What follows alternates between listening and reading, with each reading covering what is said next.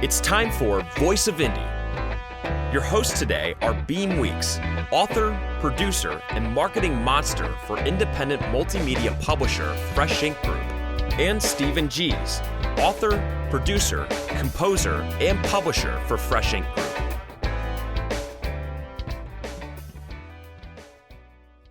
Welcome to another Wednesday evening, everybody. This is the Voice of Indie podcast. I'm your host, Beem Weeks, and this is show number 116. And with me is Mr. Stephen Gies. How you doing tonight, Stephen?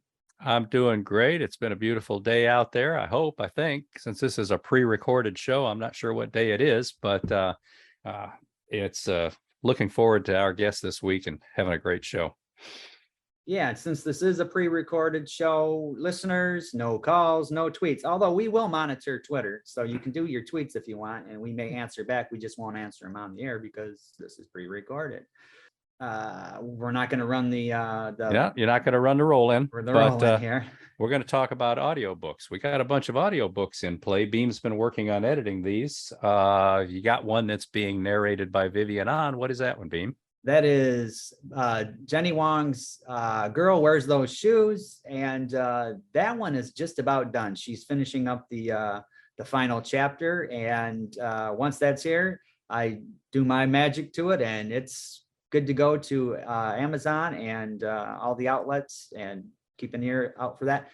Get the newsletter. You'll find out when it's going to be available. And the other one is Ellie Collins' Mad Max and Sweet Sarah, and that one that's done. We're just waiting for some rereads on a few lines, and when those are done, I inject those into it, and that's good to go. So again, keep an eye out for the newsletter. We also have another one in play. We've got a new Mac McDowell mission book by Robert G. Williscroft coming out in a couple of months, and the audiobook for that is in production now. Narrator Trenton Bennett, popular, well-known narrator. We've had him as a guest on the show. And it's an excellent episode, by the way, where he talks about how to produce audiobooks, how to work with the talent, how to get out there and market them and all that kind of stuff. So that's Trenton Bennett's working on the new Operation Whiteout, a Mac McDowell mission by Robert G. Williscroft audiobook in production from Fresh Ink Group. Yeah. And as I've mentioned, keep an eye on the newsletter. Here's how you can sign up and subscribe to our newsletter. Stay on top of these podcasts and all things Fresh Ink Group with our weekly digital newsletter. New releases, videos, stories, excerpts, interviews, and more. Sign up now on the homepage of freshinkgroup.com and be the one who knows what's what. All right. Great. Now, we've got a short story contest going, everybody. We've been talking about this for months now, but the stories are a little bit short, a little bit slow coming in. We're collecting two kinds of stories to put out in anthologies. One is short fiction and one is short essays, or what we like to call personal experience essays. These are when you tell an anecdote, an experience you had, or something that was related to you, and then try to give it some context, bigger picture, and then give it some meaning, the lesson that we learned from it, or what we can all see about ourselves in this kind of stuff. Those kinds of essays, they're based on true incidents, so they're not fiction, but they're philosophical in nature and very popular. In fact, if you're trying to break in, that's one of the easiest things to sell to magazines and various periodicals and websites and such as personal experience essays. So we're looking for those, and we're also looking for fiction. What is fiction, Beam? The short fiction, these are your stories. Short stories, they're not a full-length novel. They're not a novella. They're just, it could be about 3,000 words, 4,000 words, somewhere in there, even less than that. I've written some that I think my shortest one is 600 words. These are just great short stories that any genre that you're looking for. I write a lot in historical fiction, but I also write slice of life, just stories of people trying to live their lives, and something happens and they've got to overcome that. And these go into the Fresh Ink Group Short Story Showcase #1.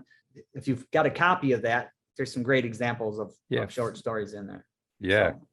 Yeah. #2 and #3 is what we're working on right now. Lauren, she's going to be editing the stories next. And she has some fiction, but very little essays. So come on, people, let's get these things sent in. If you go to freshinkgroup.com, there's a contest tab right there with a form you can fill out and upload your stories, or you can just send them to contest@freshinkgroup.com. Yeah, and if you miss any of these episodes, or you are new to the show and you want to check out what we've done in the past, or if there's just an episode that's your favorite and you want to listen to it over and over again, guess what? We've got archives. And this is where you can find all of our episodes in the archive. Find your favorite show in the Voice of Indie archives on YouTube at Fresh Ink Group, StephenG's.com, BeamWeeks.com, FreshInkGroup.com, and on Spotify. And now you can listen on iHeartRadio, Google Podcasts, and TuneIn. Just search The Voice of Indie, all one word. So let's welcome today's guest. Harmony Kent is an award-winning multi-genre author. She writes fantasy, thriller, erotica, writing and editing tips, women's fiction, contemporary poetry, short stories. Hold on while I turn this paper over and to keep reading this list, and Zen musings. As well as being an avid reader and writer, Harmony also offers reviews, and she supports her fellow authors. And Beem and I can both attest to that. Harmony works hard to promote and protect high standards within the publishing arena. She is always on the lookout for talent and excellence, and will freely promote any authors or books who she feels have these attributes. Harmony lives in Cornwall, England. Welcome to the show, Harmony. Welcome, Harmony. Thank you, Beem and Stephen. It's lovely to be here. Yeah, and it was, kind of a long journey getting you here, because the usual route didn't work for Blog Talk Radio. But as we're recording this, we're actually recording it on Zoom, but you're getting the audio. So a little behind the scenes stuff there. Yeah, it's been an interesting journey for sure. And my first go at Zoom ever. So there's another first for me. And it worked. Great. Yeah. It worked. So what's it like where you live in Cornwall? I mean, is it kind of rural, or you live in town? What's going on? And is that the only area you've ever lived, or have you been around other places? I kind of snuck across a few borders to get down here. I started off way up in the northwest of the country, and we, as a child, moved around quite a lot, and between the northeast and the northwest. And then eventually I found my way down to Cornwall back in 2014, and it's so peaceful here. We live quite rurally, which can get a bit tricky when you need to get to the doctors or the shops and things like that. But I just love the quietness. I'm not really a city girl, never have been. So let's take a look at your childhood. Were you a reader or a writer, or is this something that you came to later on? I often joke that I was born holding a crayon. Always been a writer, making up stories, and reading as soon as I was old enough to learn. And I kept, the teachers at school would struggle to keep me supplied with books, because I just read that quickly and not many. So yeah, always a reader, always a writer. So you had teachers that encouraged that too, and then helped you along with that.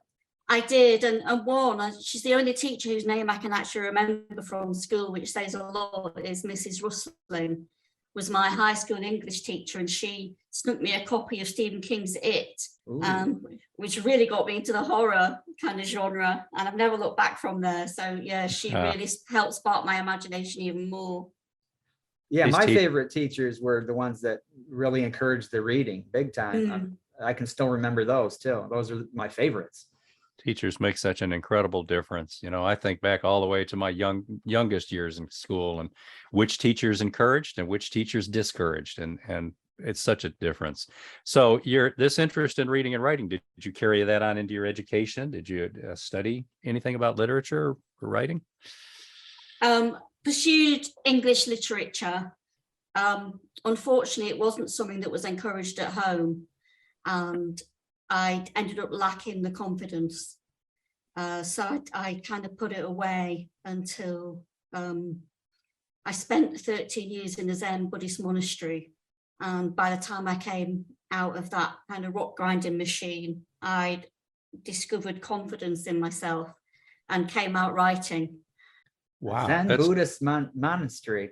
Yeah. I got to hear what that was Yeah, like. what was that like? It was hard work, but so worth it.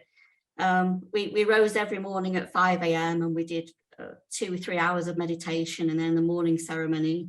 And then we'd finally get into doing some breakfast. And the days were pretty set, strict routines, and every aspect of your behavior, any assumptions you might make were always questioned. And you were forced to really look at yourself. And it's a funny thing, at first, for years, I just thought the world's such a cruel place and it needs to change. And it took me a few years to get the message that actually I needed to change. And a lot of the ways I behaved out of fear and lack of confidence weren't helpful for me or most other people. And once I saw that, things started to become a lot easier. And once I could accept who I was and who I had been, it, really helped me start seeing it, accepting it, and moving on. Well, that's terrific. What led you there? I mean, how does one wind up in a Buddhist, Zen monastery? It's funny because I was the biggest atheist on the planet at the time. And they often say that that's when you're more likely to get grabbed, because I went in without any preconceptions. And the first time I tried meditation, it just felt like being wrapped in a warm blanket. It was lovely and comforting. And then, of course, the more I meditated and the deeper I went, became very aware of all the loud chatter in my head, a lot of the negative things I would say to myself. And so that then got difficult. But in sticking with that, it ended up becoming so freeing in being able to see it and not be blindly believing it. Wow. All right. We are on with Harmony Kent. This is a pre-recorded show, so we cannot take phone calls right now, but we are monitoring Twitter. And we're going to roll our first commercial now and be back with Harmony in a minute.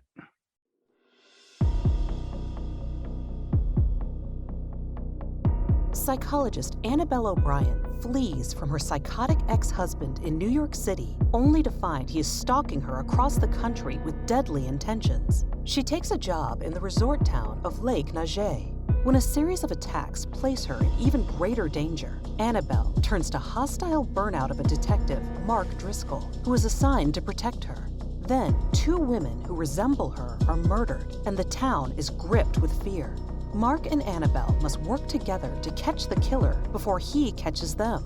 From the celebrated author of such bestsellers as Legacy of Danger and her collection Eerie Charms of the Short Story, Water Lilies Over My Grave is a novel of psychological suspense about one woman searching for a new life, even as she is threatened by her old one.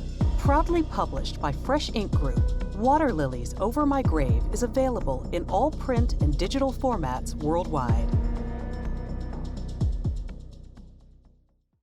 So Harmony, what sort of day job do you have? These days, I edit and proofread. Previously, I worked in nursing and specialised in child psychiatry for a number of years. And then when I left the Temple,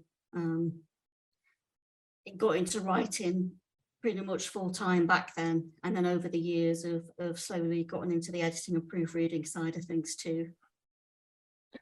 So Harmony, what kind of hobbies and interests do you have outside of writing? Other ways that you spend your time? Looking at sunsets, catching critters, whatever. Throwing rocks through windows? Yeah, that's one of my favorites. I think the obvious one up there has to be reading. I just devour books, and sometimes I can be reading 2 or 3 at a time. Other than that, yeah, definitely watching sunsets. Most definitely not sunrise. That's the wrong end of the day for me. Serious night owl here. Yeah, I can identify with that. I've seen many sunrises, but from the other end. And other than that, I love doing things that are crafty, like making cards, sewing, embroidery, knitting, just generally making things. And I found, since publishing books and making my book covers, I've got a love of and enjoyment of digital design too, which was a surprise for me. Wow. What have you worked on digitally? Made lots of book covers. I've made book movie trailers, as well as teaser, banners, promotional things, all that kind of gamut on the digital design. And yeah, it was a big learning curve for me because I'd never done anything like that before. And when I went into the temple, the technology just wasn't there. We barely had an internet, and there was no Wi-Fi or Bluetooth. So when I came out 13 years later, that was a bit of a culture shock. And I had to learn. Yeah, to learn it all from start. Yeah, with the technology is just amazing what you can do nowadays. Just get on your computer and I mean, wow. Yeah, and like sitting and having this chat from across the Atlantic is just fantastic. Yeah. So are you a Canva or a Photoshopper, or what do you use? I started off with Photoshop, but after my last computer update, they would have made me go to subscription service, and I just don't like that. I like to purchase a program outright. And so I've gone to Affinity, but I'm having to learn that. So I'm a little bit slower than I was. Great. It's a good time to roll another commercial. We're talking to Harmony Kent. It's a pre-recorded show, so you can't call in, but if you want to tweet with hashtag Fresh Ink Group, we are monitoring Twitter, and we'll be back with Harmony in a minute. Discover Practical Problems, 10 Stories for the Stage by Jay Ejluni. In Goin' Legit, mobsters seek a conventional bank loan with hilarious results. In The Angry Ashtray, an inanimate object comes to life and has a surprising view about familiarity. In Bluesman Brando, actor Marlon Brando pays a surprising and surreal visit to a suburban family. In Up From the Ashes, a local historical society decides to turn back the clock, way back. In A Hard Way's Night, an aging rock band regroups to bid goodbye to the grungy ballroom where they got their start. And in The Three Christs of Ypsilanti, based entirely upon a true story, 3 psychotics attempt to convince a psychologist they are each the Son of God. There are 4 more stories too delicious to summarize, by Jay Ejluni and published proudly by Fresh Ink Group in soft, hard, and all digital formats. Practical Problems delivers what it promises. So Harmony, your writing process. We know you're a reader. What's your writing process like? When do you read? Or when do you write? Do you have any goals that you set for yourself during the day?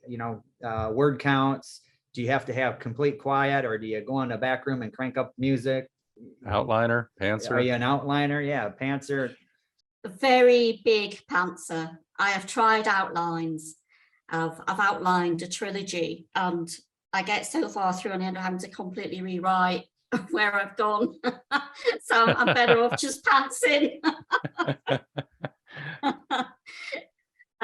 Music, I love to play like soundtracks. I think I wrote The Glade. The whole of The Glade was to the Twilight soundtracks that are kind of more instrumental and very dramatic. I don't do so well with lyrics when I'm writing, and especially not for editing, but I also don't like it too quiet. I think because all the years I associate silence with meditation, so it helps to have something instrumental in the background to get my brain in the right place. I remember reading in Stephen King's On Writing, he talked about his writing process, and he would lock himself in his office and he would turn up either AC/DC or Metallica, crank it up as really loud because that blocked the outside noise. Yeah. And then he'd have a pile of cocaine on one side of his computer or his typewriter, and beer, the big tall boys of beer on the other side. He doesn't do that anymore, but or doesn't admit it anymore. Well, he said he was dumping the beer cans out one day, and the trash was overflowing with them, and he realized he might have a problem, so he quit that. But I would hope he's not doing the cocaine anymore at his age. That's just interesting, that kind of a writing process. I love Metallica. I love AC/DC, 2 of my all-time favorite bands, but I can't listen to them. As you pointed out with the lyrics, especially, I'll be singing along. But even instrumental, I just can't. Although I did listen to a little bit of swing jazz from the 30s while writing a couple of scenes in Jazz Baby because it put me in that mood. So. Yeah, and I can't listen to music at all because as a musician, I'm listening to, the changes and the structures and the pentatonics and all that kind of stuff. And I find myself, I stop writing and listen to the music, or vice versa. I, don't even notice that the music quit a half hour ago. So I've always been envious of people who could do that. Like, you're going to write the big fight scene, so you put on some heavy metal, Or and then put you got on the theme from Rocky. Yeah, and then you got the love scene coming up, so you put on some romantic music, some Mozart or something. But yeah. So Harmony, where do you get your ideas from? You've written a couple of things, at least from what we can see here. Yeah, that was quite a long list at the beginning there.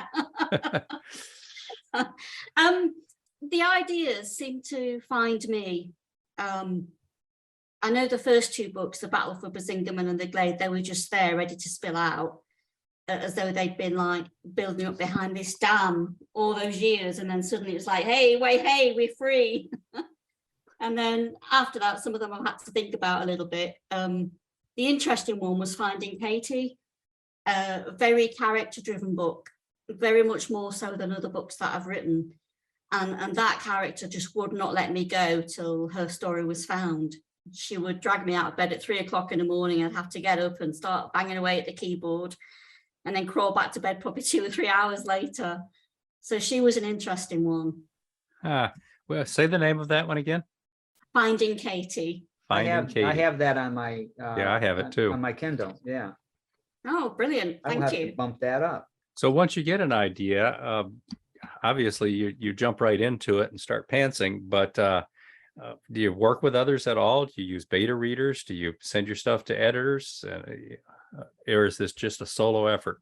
I used editors in the past, but to be honest, I've had some really bad experiences. So I rely on beta readers and critique partners, and then just general readers that aren't in the industry to get their take, which I find is an incredibly useful aspect to, and feedback to get, that people that aren't writers themselves, that are just readers, and see what they think and how it feels to them and comes across.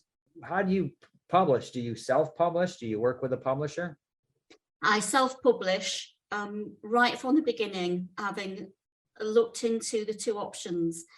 I didn't like how, whether it's a small press or a bigger press, they seem to just take control of your book, such as pricing, title, cover, timing of releases, promotions, all of that. And I thought, after putting in all that work, I just thought I wanted to keep that control. Yeah. So I went indie all the way for me. And you've definitely been supportive of other indie authors, which we all out here appreciate very much. Thank you. Now, Harmony, I'm sitting here looking at 40 book covers that have your name on them. And I've probably missed some in the process too.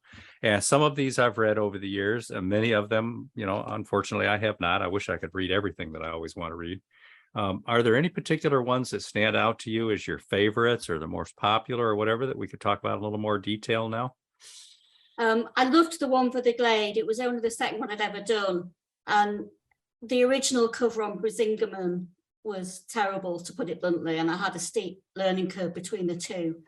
The cover on The Glade started winning some indie awards, so that I think will always be my favourite.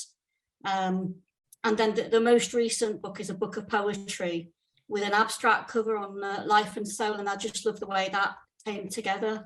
So I think those, which I read, and I can tell you, even if you're not a poetry fan, grab a copy. It's just beautiful. Yeah, and I like that cover too. Very cool. Oh, thank you. So now, what is Slices of Soul? Slices of Soul, I wrote a lot of the poems in the beginning I wrote when I was still in the temple. And so they have a very much a Zen feel to them.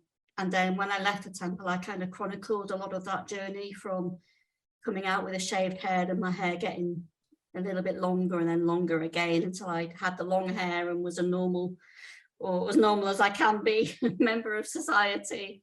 And so it was really a chronicle of that journey from monk back to layperson, and learning to live a life with disability. And Life and Soul just builds upon that journey and a lot of the trials and tribulations Now yeah, I just picked up on something you said. You shaved your head when you went into the monastery? Oh yeah, straight down to the wood. Yeah. Wow. Out of the wood. But are there photos? That's the big question. Are there photos? Yeah, there are. I think I have 2 photos from that time, so I could email them across if you wanted to. Oh, definitely. We want to see those. Now, Yeah. another thing I noticed here in a couple of your books, which I knew this, but Concordant Vibrancy. You and I were both parts of those projects. Yeah. Fun projects, excellent stories. Yeah, that was great to take part in. I enjoyed that. Yeah, I think I did the last 4. I didn't do the first one, but I did 2, 3, 4, and 5. I think I either did 1 to 3 or 1 to 4. I can't remember now. I didn't do the last one. Again, mostly due to health issues that I just felt I didn't want to commit and then let people down. Yeah. Now, yeah, are these all for sale? These are all still for sale? Yeah. Okay. I believe they're still up. Yeah, because they still show up on my author page. This is with Yasmin Correa and Monica Brown. Yeah. They put that together, and great little, like, they'll give you a theme, and you write something according to that, and it all ties in together. All these try to make these stories tie in together, but it's, you're just going off of the theme, and a lot of fun. Now, Harmony, you just mentioned health issues. We haven't talked about that before. We know you've been facing some issues lately. Do you want to tell us a little bit about that? How you're doing? Yeah, when I left the temple, I was disabled after a surgical error and lost my leg, and that had a big effect on my immune system and my mobility. And as the time went on, I adapted, got used to it, made allowances, found ways of living and working with that. And then last year, about 7 days after my second AstraZeneca COVID vaccination, I ended up at an emergency walk-in on the Saturday, thinking I might have had a stroke. And all this time later, we're still trying to get to the bottom of it. And there's a lot of trial and error and testing this drug, that drug, and successes and failures. We're thinking at the moment it's probably a vaccine injury, which leaves me in a quandary now as do I have like the flu jabs are pushing, and I'm pretty certain I'm not going to go for another COVID vaccination. I just don't want to take that risk. But it's left me quite debilitated, even much more so than the original leg injury ever did. A lot of pain, nerve pain, muscle spasms are the worst, which really limits what I can do. Even sitting at the computer is incredibly taxing. Obviously, I'm stubborn, which helps. So I'm just trying to claw my way back from that and just do as much as I can when I can, but also learn to be sensible and really not overdo it at the same time. So it's an Know your interesting limits. balance. Yeah, absolutely. Yeah. Does it interfere with your sleeping as well? It does, yes. Yep. Yeah, I have peripheral neuropathy in my lower extremities, and sometimes it's so bad I never sleep. I'm awake all night long, and I know what a struggle that can be. Yeah, it totally changes your functioning for the whole next day. Yeah. Okay, we have Harmony Canton. This is a pre-recorded show, so you can't call in, but we are monitoring Twitter if you want to hashtag Fresh Ink Group in your tweet. And we're going to go to a commercial now, and when we come back, we'll talk with Harmony Kent about some more of her books. Submariner, 30 years of hijinks and keeping the fleet afloat. Jerry Pate's semi-autobiographical collection of 60 stories recounts his 30 years in and around the U.S. Navy submarine fleet, ranging from lighthearted to wrenching. All are poignant inside looks at naval operations rarely seen by outsiders. Topics include the real story behind the shuttle Challenger tragedy, risking his own life underwater, discovering a Soviet spy living across the street, surviving when an engine ignites, critical missions, and the everyday lives of men and women of the fleet. Compiled by author Robert G. Williscroft and proudly published by Fresh Ink Group. Submariner is available worldwide in hardcover, softcover, and all ebook formats. Dive into Submariner for hijinks and breathtaking adventure with this poignant memoir by a true American hero.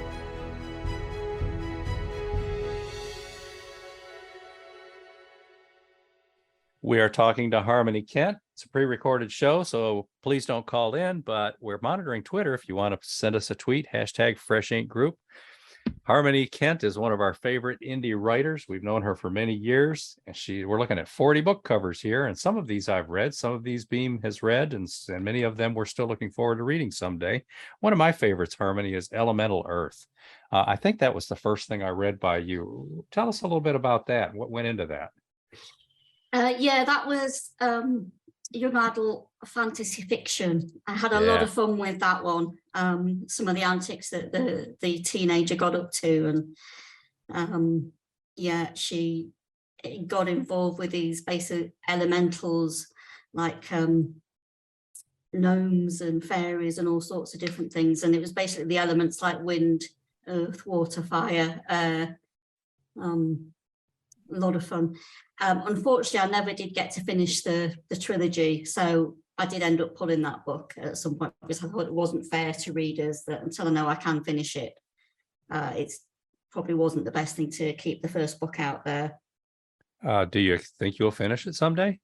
I may well do it. A lot now depends on how the health goes.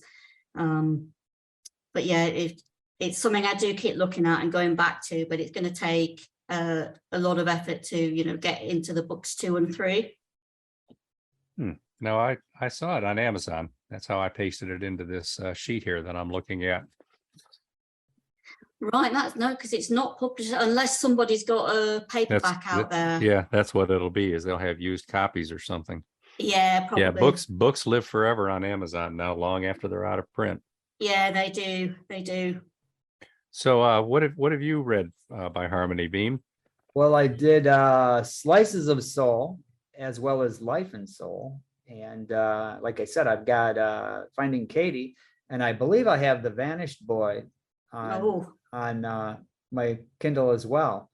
But like Steven says, I mean, you got 50 million books on your Kindle, so you're trying to, I'm gonna have to the Finding Katie one, I'm gonna bump that to the top of my my to be read list. And but going back to the Slices of Soul and Life and Soul, I'm just amazed at your ability to write poetry, Harmony. And I'm not a huge poetry fan, but I do like poetry, and I've dabbled in it myself.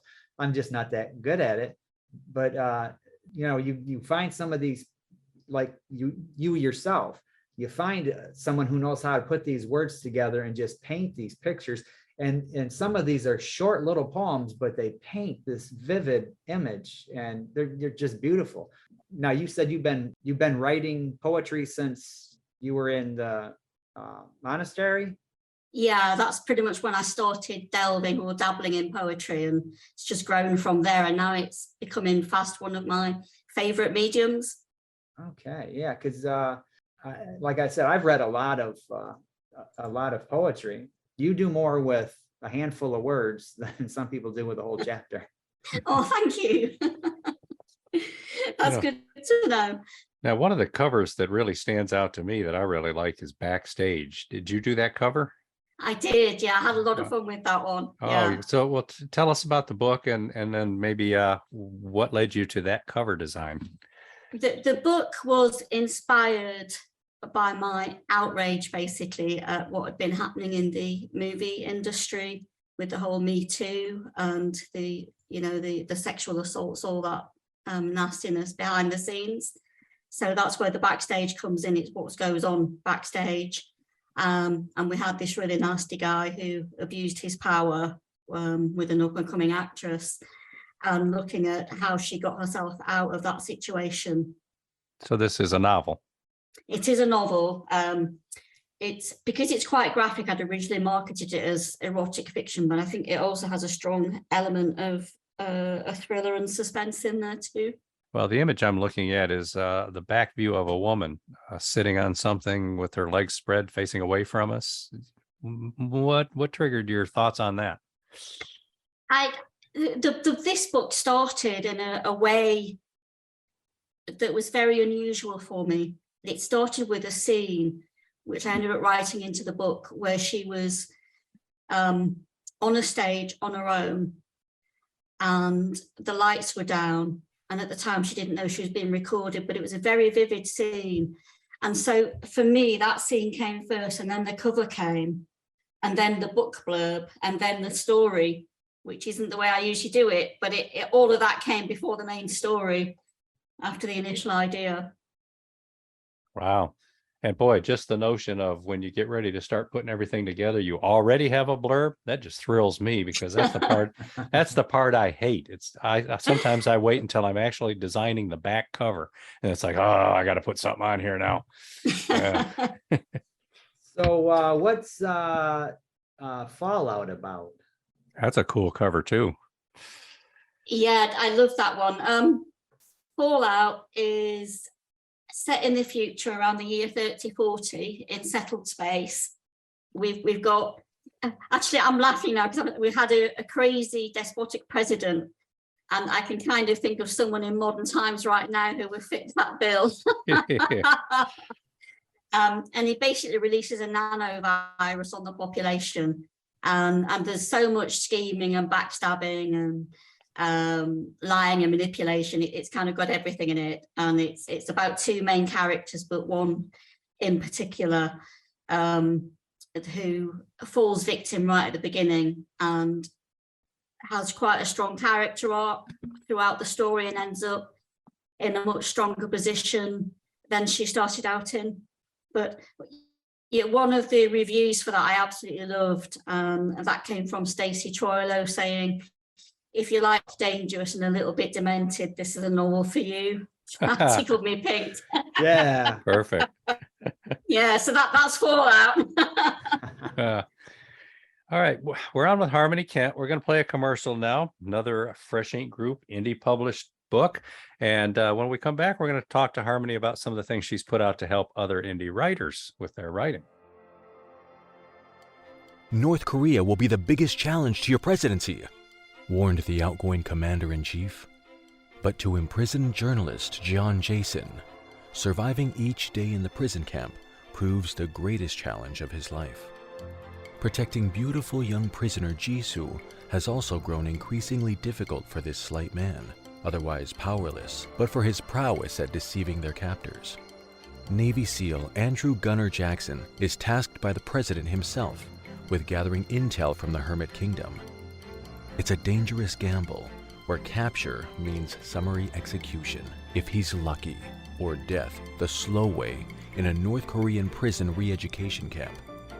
Information is the least of his concerns, though as the president agrees, he can leverage this mission to satisfy a few goals of his own. How far will each man go to fend off the cruel machinations of a ruthless dictator? And will that be enough for either to survive? Operation Counterpunch is ready to read now, proudly published in hardcover, paperback, and all ebook formats by Fresh Ink Group. By Mark Marlowe. Operation Counterpunch.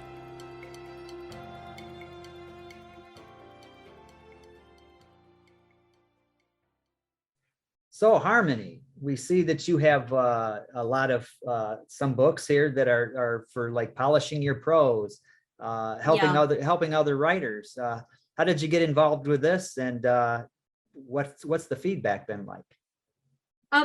Polish Your Prose was the third book that I published, and because I read so many books that could have been absolute gems if only for that little bit of polishing, and I recognized that so many of us writers struggle to afford the fees for professional editors, proofreaders, and I thought, well, why not put this together in a cheap book that at least gives you some of the basic tips and a little bit of the know-how, and definitely what to avoid, just to help, indie writers make the books that much better without having to sell the house, remortgage it and all the rest of it. Creative solutions for the modern writer. That my kind of to overdrive sometimes. And I remember playing a game of chess, and I suddenly started making a story up out of all the different pieces, like the pawns and the kings and the queens and the knights. And I thought, well, that'd be a really good idea as inspiration and, as a good prompt. And I started coming up with lots of other things, tarot cards, all sorts of different ways that we could spark our imagination, especially when we get bogged down with writer's block and things like that. So that's really where Creative Solutions came from, when people run out of ideas or just need a bit of practice at writing and without worrying about the editing and without worrying about even publishing it. Sometimes that, what I call relaxed writing, is so important. Relaxed writing. I like that Yeah. phrase. Yeah, definitely. So We're have seeing you- these two. Are there others? Those are the two at the moment on writing specifically. Yeah. Have you heard from other authors that have benefited from this? Yeah, I've had so much wonderful feedback, especially from Polish Your Prose. And a lot of people say they like that it's quite chatty, which makes it really easy to read and understand. It's not a dry list, and it's not full of jargon. I really worked hard to keep a lot of the editorial jargon out of it. Some of these big words just switch my brain right off, and I thought if they do it to me, they're going to switch it off for other readers too. Yeah, I learned long ago that when I'm trying to explain, a syntax or something about English phrasing and whatnot to somebody, it's easiest just to leave all the terms out. Just say recognize this, and that's why you need the comma. But everybody's a little bit different in that regard, and it's great that you have this kind of resource out there for people. We've commented before about how much support you do for indie authors. I mean, what kind of things do you do out there, or do you recommend that other people explore? Blog tours, joining groups, putting a flagpole in the front yard, whatever it takes to get attention. What kinds of things are you involved in? Yeah, lots of reviewing. It's one of the things I got into quite early on, was reviewing for as many people as I could. And at the time, I joined a few review groups. Running the blog, inviting guests onto the blog as often as possible, really just like showcasing people, and visiting blogs as well. Trying to be as active as I can to support them on their home turf as well. Yeah, you have some book trailers out there? Yeah, got some book trailers out there, and I've made trailers for other people as well, which is always fun. These are on YouTube? Yeah, they are. Yeah, I think on there I haven't used it in a while, but I'm pretty sure there's still a Harmony Kent channel on there. Yeah, listeners, go over and check out the Harmony Kent channel. Make sure you like and subscribe and share some of those videos with other people. And then if you have a few minutes left over, there's a Fresh Ink Group channel too. Yes, there is. Get over there, like it, subscribe it. Get over there. Yeah, we've got about 80 something book trailers on there now for Fresh Ink Group books. We've been prolific. Book trailers are great, and they're fun to make, aren't they, Harmony? Yes, They are. definitely. Yeah, lots of fun. Yeah. Okay, we're going to go to another commercial here, another Fresh Ink Group book, and we'll be back to talk to Harmony Kent.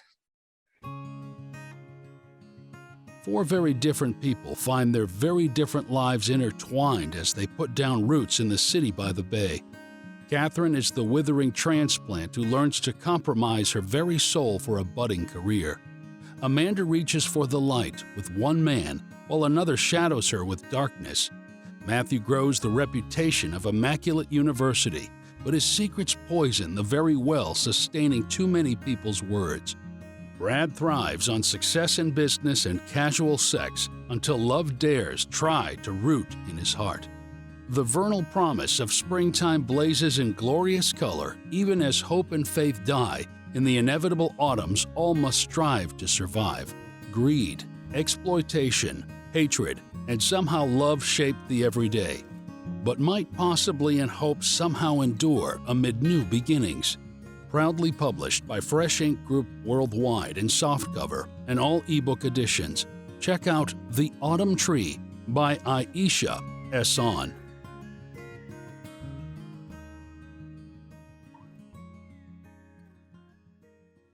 And we are back with Harmony Kent. This is a pre-recorded show, so we can't take your calls this week, but we still send our best to Dr. Helen out there in the rehab facility, who has to call in order to listen to the show each week. Yeah. But we got our guest Harmony Kent, and we're on here talking about all of these books she's got. She's got some journals and things here too. Journal and notebook, planner. What are these, Harmony?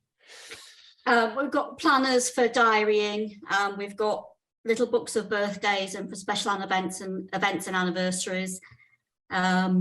Just things that I wanted to put together. One for journaling that's just basically blank pages with lots of different covers. I thought might be nice to just put out there as another non-fiction aspect. And again, helping me fuel that other digital creativity that I discovered. Yeah, there's quite a few of them here. Yeah. Yeah, and I like the covers, especially with Yeah. the dolphin jumping out of the water. Yeah. I had fun, lots of fun making those. And I thought, for me, I'm old fashioned. I'm very much on the paper side of things. And I thought there's probably a lot of people, especially in my age group or around there, that are the same way. And I thought it's probably a good resource to, just have out there. And it's, apart from the diaries that are dated, it's all, evergreen material, so it can just stay out there. All right. Now, we both, well, actually all three of us now, are part of the Story Empire. How did you get involved with Story Empire? And tell us a little bit about it. Yeah, what the heck is that? What is Story Empire? Ooh. Oh, Story Empire is this amazing blog that basically is really good resources for writers, from the brand newbies to the experienced, and we try and cover the whole gamut of writing topics. And basically that again is all about supporting our fellow writers and authors. We're a great team. We started off fairly small. I joined in the early days, and it's been so wonderful to see it grow so big. We're up to 11 or so members now at the moment. Yeah, I've been there for about a year now, or going on a year, and man, it's just been there's not just posting my own posts on there, but reading the posts that you've written, that Jan Sykes has written, that Stacy Troilo and May Claire and Craig Boyack. If you're a writer and you still have the capacity to learn, to hone your craft, Story Empire is a great blog to get all kinds of writing tips and hints, and just a great tool. Yeah, and sometimes we just like to have a bit of fun as well on there, so you kind of get best of both worlds. Yeah, just exchanging ideas alone without it necessarily having a long-term goal to accomplish something. That can be terrific too. Yeah. How did you get involved with Story Empire first? Let's get to that. You said you've been there. You were one of the early ones. Were you one of the people that put it together, or were you one of the first people invited? Yeah, I was invited as it was pretty much being put together. It's so long ago now, I struggle to remember that far back and how it all used to be. You kind of get used to how it is now, which is this wonderful thing that's just grown and grown. And I love as well just the camaraderie and group support between all of us contributors too, which I think is something that sadly you don't see everywhere. And I've had run-ins with some book clubs that just haven't, they haven't provided what's written on the tin, as it were. Yeah.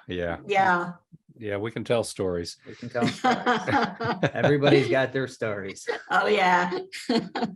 Let's write a book. So how do listeners find Story Empire's blog or anything that's available out there from Story Empire? Yeah, if they type into the search bar storyempire.com, it will take them up to the URL, and there's the blog there that has like an ongoing blog roll. We have an ability to search the archive posts that are always available. So yeah, pretty easy to find. We're also on Twitter as well, at Story Empire.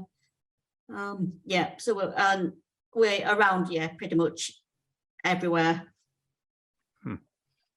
Great. We're going to run our last commercial now, and then we're going to come back and finish up with Harmony Kent, one of our favorite guests, live from Cornwall, England, as we record, but pre-recorded as you're listening. So please don't call in right now, but send us a note on Twitter with #FreshInkGroup, and we'll respond.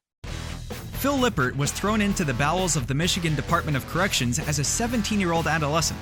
He remained entrenched in a world of malfeasance for the next 40 years. With astonishing honesty, he reveals the raw details of what a life of incarceration looks like from the inside.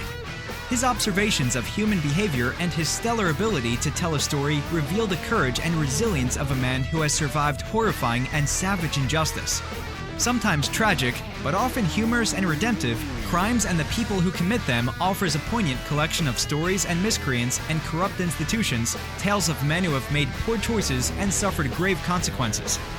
Through it all, Phil Lippert displays a sly sense of humor and the quiet wisdom of a man who is, ultimately, a survivor.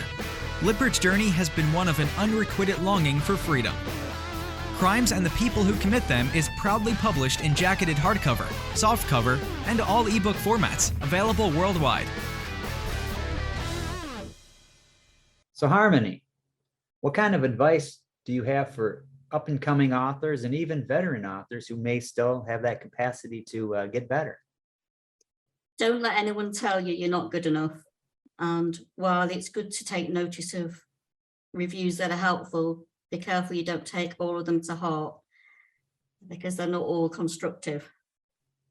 Wow, that's definitely good advice. We put out a book a couple of weeks ago from a retired lieutenant commander, naval lieutenant commander. Hit Amazon #1 in the bestseller list this week, but he's been racking up 5-star reviews. He got a 4-star review, and he was unhappy about that. we had to talk him down a little bit. And it's like, it's gonna happen. Yeah, count your blessings. There's a whole lot of people wish they could get all 5s and 1 4. Yeah. But yeah, we appreciate that advice, Harmony, because you've been around, you know what's involved. You've seen the best, you've seen the worst, you've worked with some great people, and you've worked with some people who turned out not to be so great. And it's just a big tapestry, a diaspora of everything happening. And navigating your way through the world of indie publishing, indie writing it's difficult. It's challenging. It can be frustrating, but you've always found the route, and you seem to have a Zen approach that we can all admire and appreciate. So how do people find you, Harmony, if someone wants to get a hold of you? Obviously, your books are out there everywhere, but if they want to send you a note or find your blog or your website or things like that, now's the time. Let's hear about them. Yeah, blog and website, and all my books can be found at harmonykent.co.uk. I'm on Twitter, quite active on Twitter. I'm on Amazon, BookBub on there. I can't do a lot living in the UK. They limit me, but my books are on there, and people can leave reviews for me and find my books there too. I think that's pretty much, Twitter, my website, and BookBub and Amazon. Wow. Harmony Kent. Everybody get out there and discover books by Harmony Kent. Everything from journals and planners to poetry to novels to erotica to short stories to advice and help for indie writers on how to be better writers. All and be sorts more of successful. genres. I mean, you name it, Harmony Kent has written it. Harmony, we really appreciate you being on the show. This was, after knowing you for so many years, my first chance to actually talk to you. So it's been a treat. It really is. It's been lovely to be here and chat with you both. It's really been fantastic.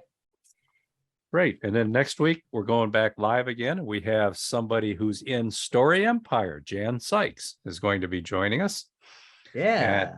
And then after that, we've got a return visit, Marcia Fox. And this time she's bringing her co-writer, Pete Risingson. They write some incredible Native American-based novels. So tune in for that. And after that, we have Avanti Centre, who I'm still needing to learn a little bit more about. And after that, we've got Stacy Troilo.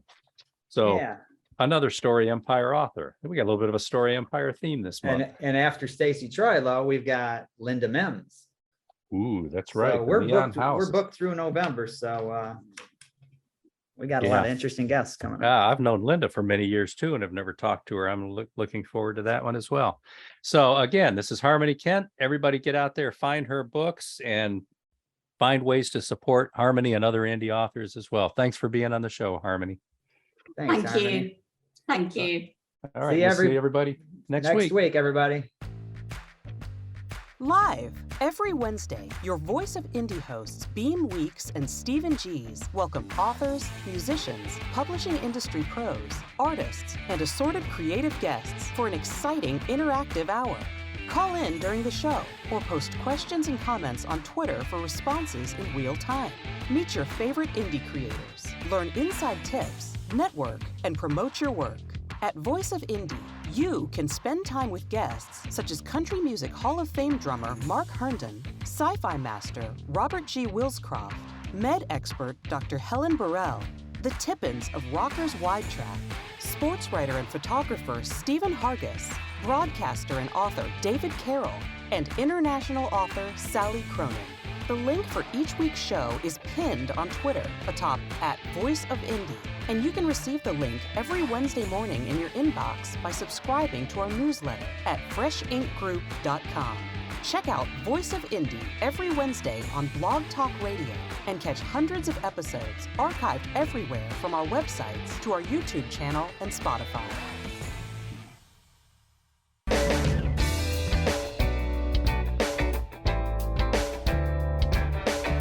You've been a part of Voice of Indie, a production of Fresh Ink Group. Spread the word, support our guests, then find us at freshinkgroup.com and be sure to hashtag Fresh Ink Group.